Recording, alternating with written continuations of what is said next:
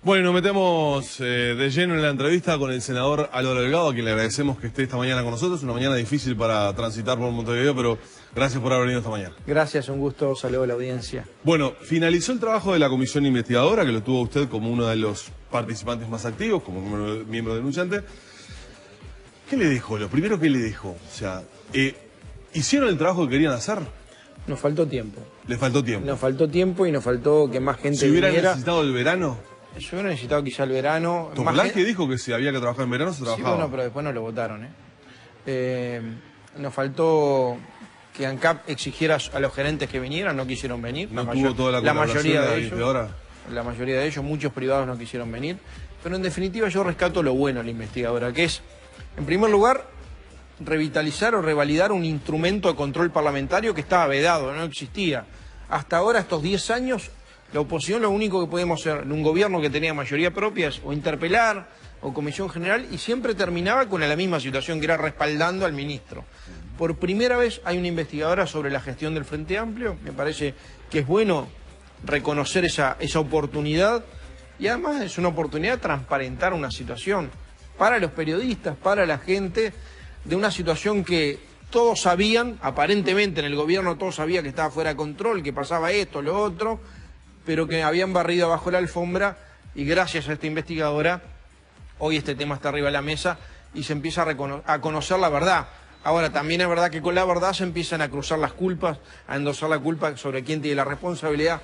Creo humildemente que por acción o por omisión todos son responsables. Bueno, concretamente, una cosa se decía del Frente Amplio en el desarrollo de la investigadora, una cosa es cuestionar la gestión de ANCAP. Se puede estar de acuerdo con cómo se manejó la empresa o se puede estar en desacuerdo. Otra cosa es que el trabajo haya determinado la existencia de delito.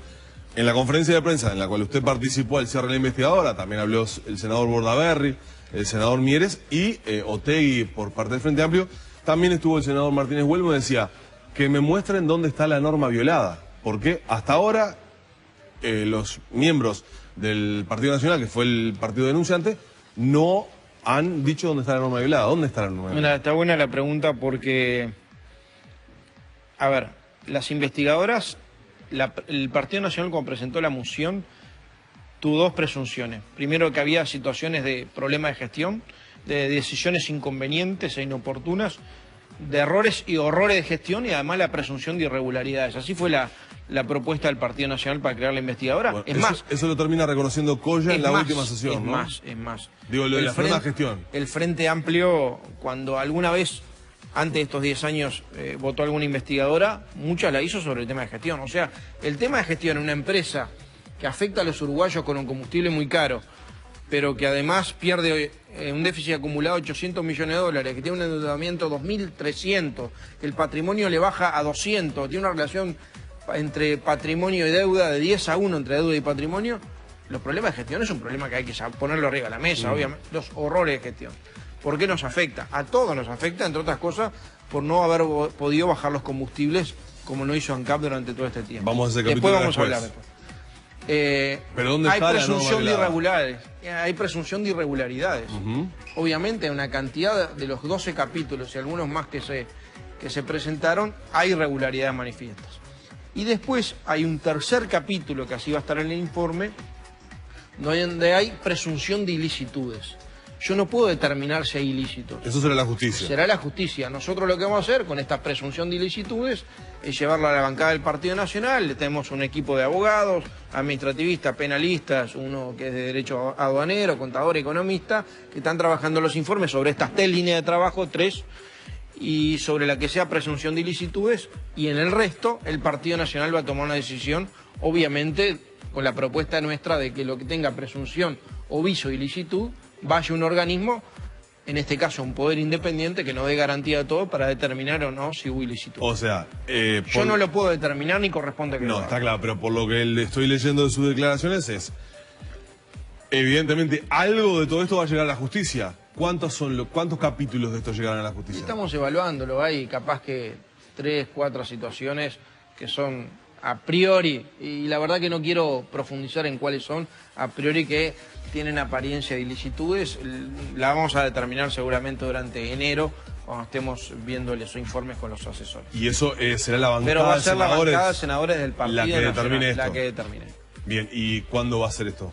Y ¿Cuando se levante la feria? Va a ser previo, la semana previa a cuando se presenten los informes, que es el 15 de febrero, al Senado, ¿verdad? ¿En qué termina la comisión investigadora? Y ojalá haya responsabilidades, porque, a ver, después de llegar a este colapso, de haber fundido una principal empresa pública, hoy está técnicamente quebrada. Si no fuera estatal, está quebrada en estos números, en estos ratios, en esta relación deuda-patrimonio, está quebrada. Lo único es estatal. Si no hay responsabilidades, si nadie asume, porque lo que está pasando es que nadie asume. Todo el mundo dice la culpa de tal, del gerente, del otro, de economía, el otro dice que está fuera de control, pero nadie asume la responsabilidad. Nos faltó autocrítica. Y yo creo que lo peor que puede pasar en una situación de colapso de estas características es que nadie asuma la responsabilidad. Va a haber una discusión en el Senado sobre los informes, donde se va a intentar determinar responsabilidades políticas. También hay responsabilidades funcionales y administrativas de gerentes, obviamente que hay. Y eventualmente... ¿Van a pedir ustedes responsabilidades políticas en esa sesión del 15 de febrero? Y obviamente. ¿Qué van a pedir? ¿La renuncia de COSE, por ejemplo? Bueno, pero nosotros no vamos a adelantar lo que vamos a hacer. Me parece que es parte de la conclusión de los informes que hagamos.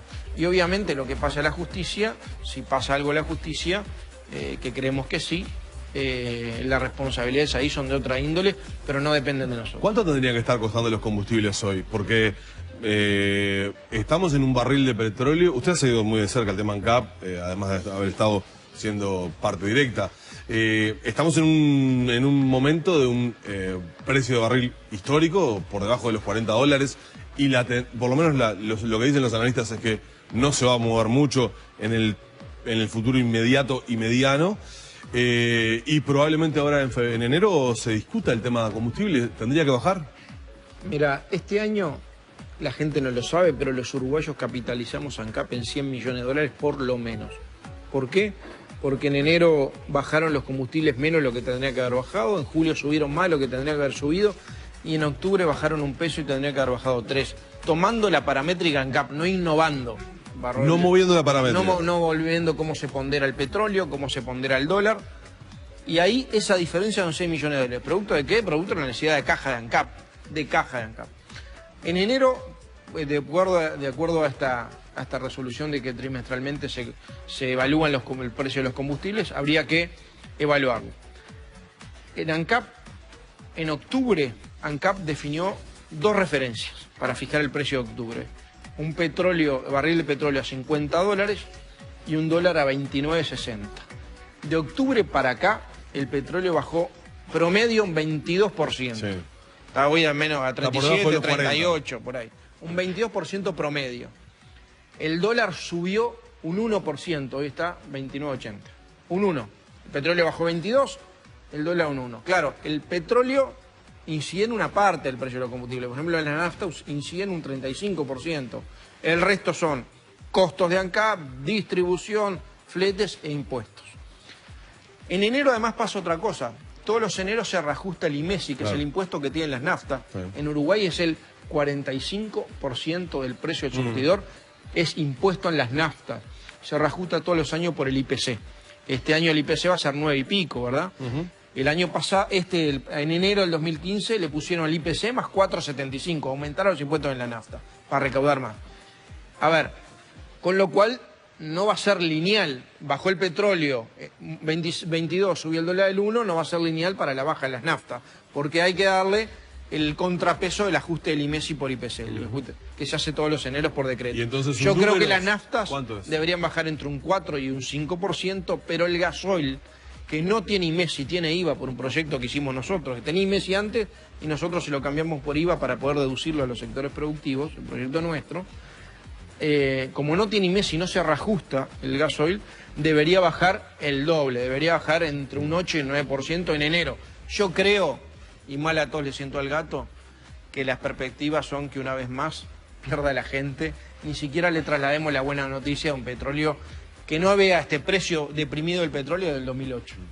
Yo no quiero cerrar esta entrevista sin preguntarle a usted, una de las figuras más importantes que tiene el Partido Nacional en el Senado, un hombre muy cercano a Luis Lacalle Pou, cómo procesó la noticia de las últimas horas, donde Edgardo Novick, el ex candidato de la Concertación para Montevideo, luego de fuertes críticas que hizo sobre la gestión de Martínez, termina acordando y dando los votos para que parte del fideicomiso del Fondo Capital se lleve adelante. Digo esto porque, por ejemplo, la bancada de ediles de Montevideo del Partido Nacional determinaron no apoyar el proyecto en la Junta y que finalmente terminó naufragando.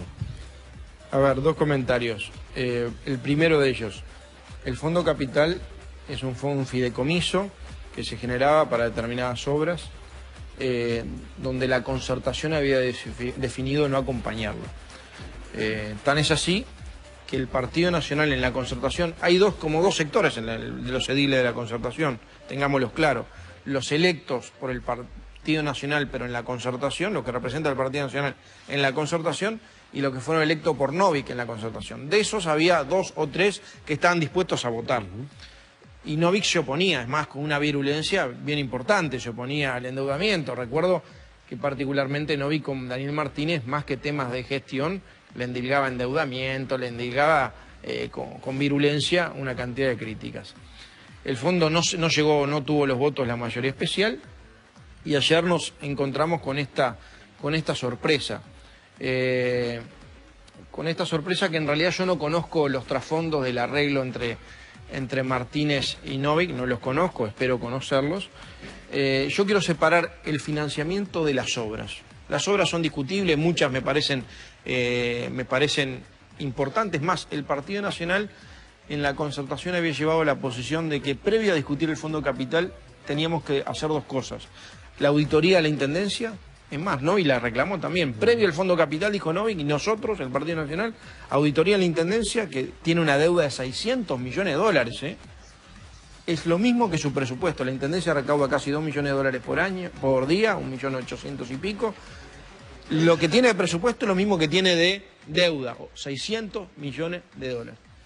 Y Novik mismo y el Partido Nacional dijo, primero una auditoría de la Intendencia y de los municipios. Y lo segundo que pedimos, y nos parecía obvio, es saber cómo iba a venir el presupuesto municipal, a ver qué obras iban por el presupuesto y si la Intendencia se repensaba a sí mismo y sacaban un poco del costo político de cargo de confianza y destinaban más plata a inversiones.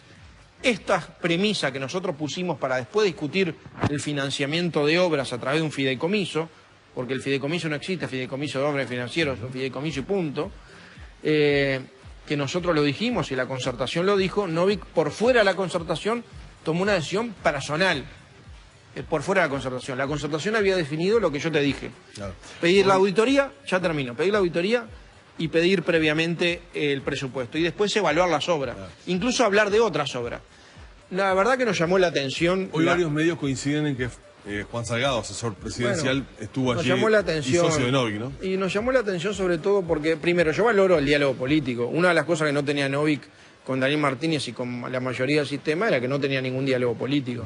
Es más, era muy virulento el ataque permanente, hasta personal, de Novik con Martínez. Obviamente por eso sorprende más. Yo creo que hay que ver algunas obras y separarlo del financiamiento. Nosotros vamos a mantener lo que estamos. Primero auditoría, primero conocer el presupuesto, después definir lo otro. Estas obras, o capaz que alguna otra, pero algunas obras son importantes y estamos dispuestos a acompañarlas. Pero recuerdo en esto hay una frase del fundador del Movimiento Rocha, que es Javier Barrios Amorín, que sí decía, y aplica acá, en la política hay que negociar siempre. Diálogo y negociación, hablaba del diálogo y negociación, decía, negociar sí, pero no hasta el punto de no reconocerse a sí mismo.